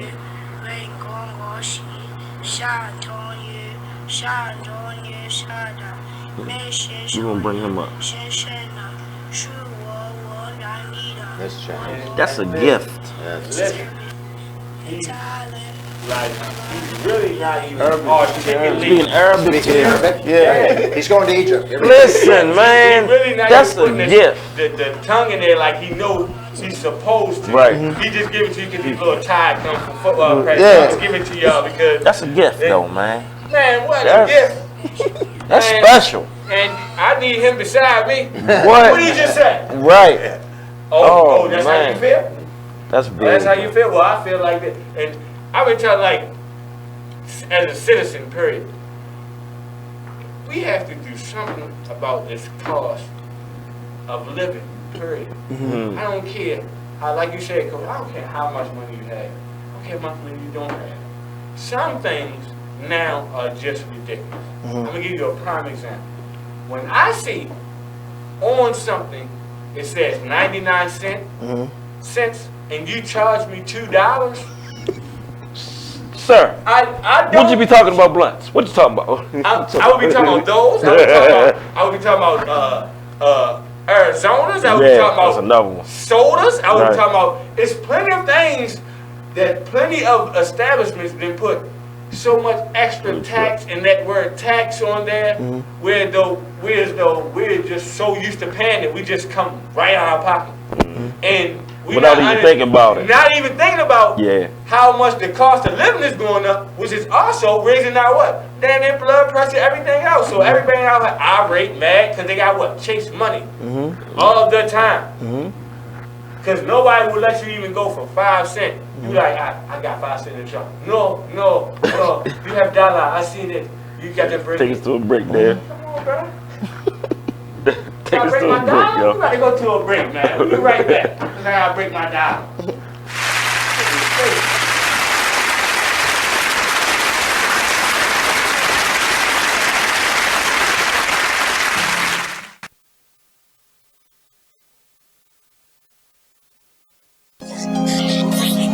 White keys only have this bitch jumping. Okay. If I sit around, hold up. Look. If I sit around, hold up. Yeah. Rebel up. Let's do it. If I sit around, I'ma smoke some more. Wasn't even thinking about smoke before, but I'm in my head and I'm in the bed. Don't know who I am, like I'm wearing a mask. Working mode, tell 'em where the cash. If you wear the cash, tell 'em where the cash. If you playing for you, gon' run it back. Don't make promises, but I promise that. Don't promise me, cause I ain't into that. Fell in love with that and got hurt from that. Now it's all over and the curtains back. Can't see you not noticing that. I'm letting it go, it ain't holding me back. Yeah, I'm on dice, but ain't come for the crack. Drinking with uncle, we only do jack. How I'm alive, I thank God for that. Praying about it, things getting better. Open it up with my name on the letter. Why you crazy about it? Saying whatever, you shy to be you. You know you gotta be you. Sometimes I need privacy too. Yeah, you know I ride. You know I ride, and you know you ride for me too. Yeah, you know I. Look, you like getting that hit for real. When it's me and Murray, just us, we chill. I'm in a rush to get off to get you. Never ever had to floss to get you. Pay the dues that it cost to kiss you. Rug burns on the carpet with you. Oh yeah. Come on, dog. Throw this in there. Had to dedicate this to the homie out of New Orleans. Break. Say she wanna bump that. You wanna do it? Go ahead, do it. If I sit around. If I sit around.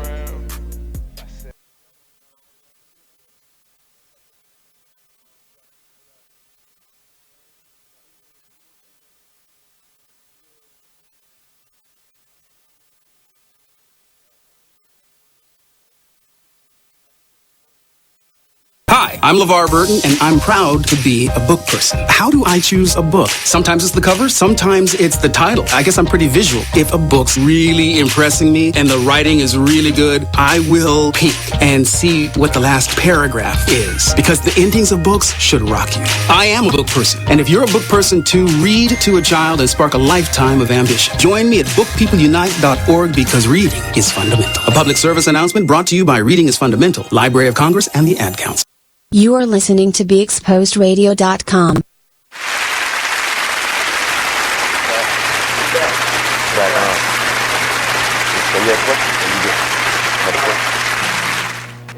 did I just ask? Oh yeah, I was asking, what's the next move? What's the next place we going? Well, I got a couple offers to a lot of different countries, and I make my pick. I'm gonna make my pick by my birthday, August the 1st. I'll be announcing where I'm going at. Okay. Yeah. Okay. Is it all about the money? No, not with me. It's not about the money. It's about the best situation for me. Okay. I want to go somewhere where I can do what I'm doing here in Baltimore.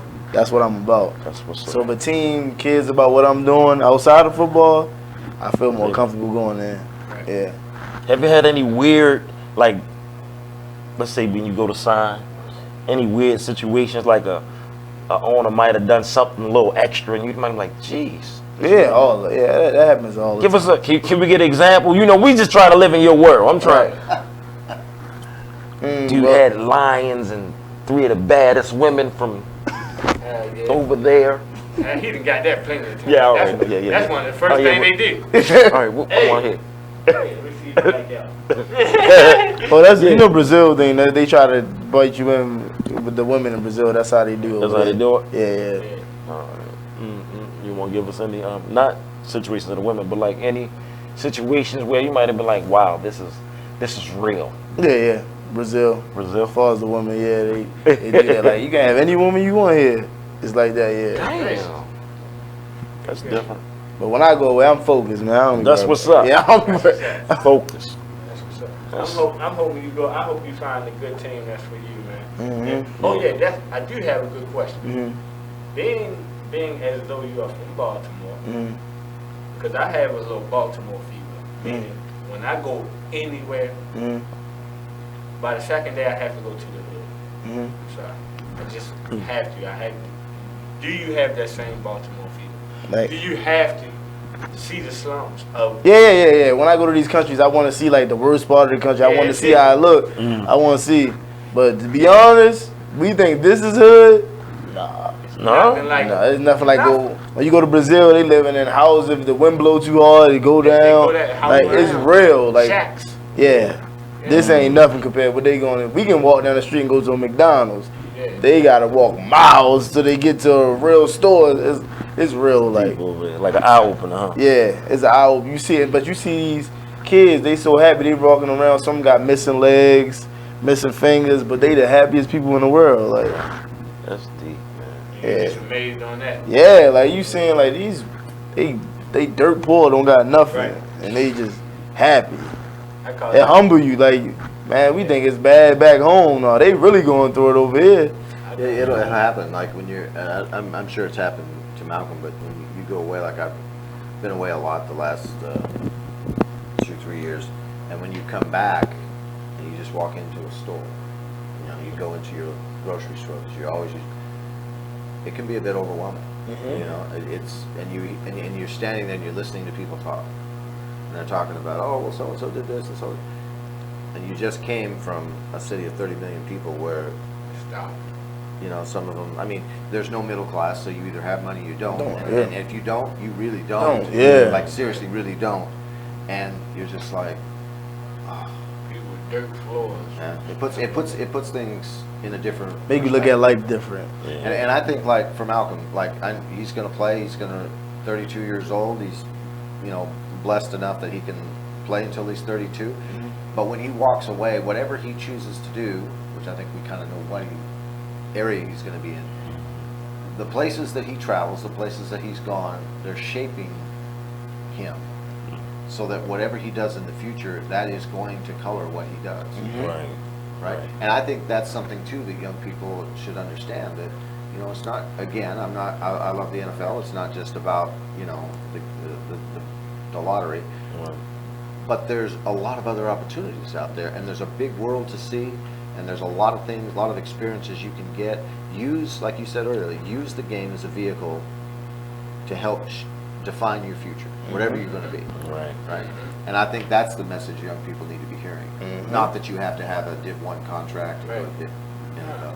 No, because you are absolutely right. I tell a lot of athletes, a lot of kids, I say, look, just be good enough so you can get a scholarship. You know what a scholarship is?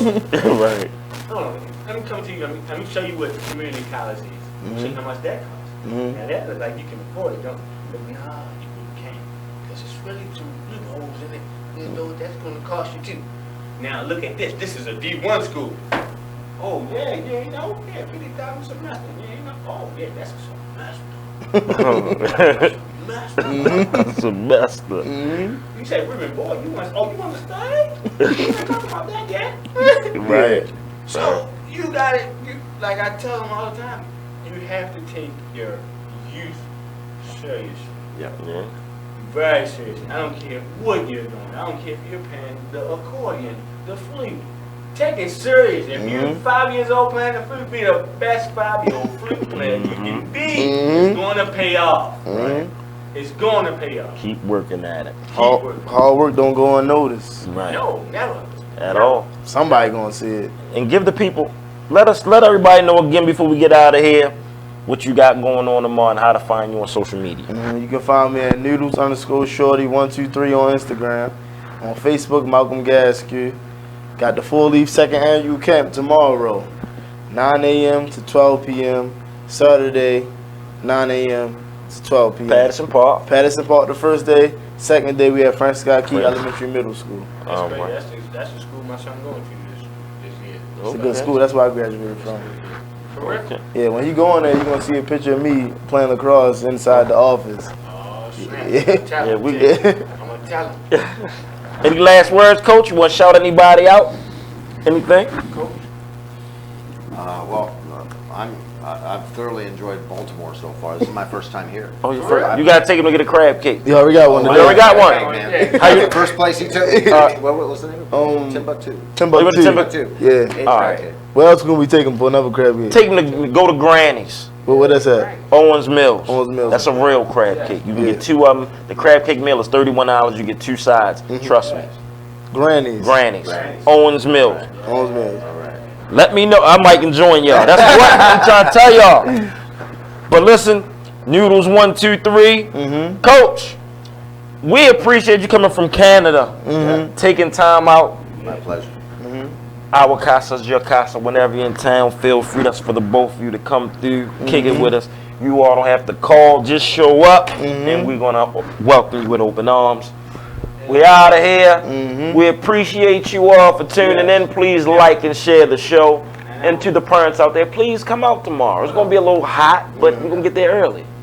Definitely come out tomorrow. I want to shout out my city, because Coach just says it's his first time being here, and he likes it. And guess what, Baltimore? Granny's, man. Thumbs up. Be there tomorrow. Yes, indeed. Y'all know what it is. It is what it is radio. Thank y'all, gentlemen, for coming. Another successful show. We out of here.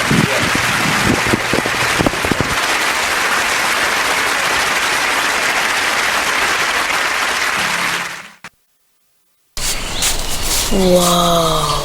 The moment my son saw a redwood tree. It's huge! Is the moment I knew that for him, You can't even see the top of that thing! even the sky has no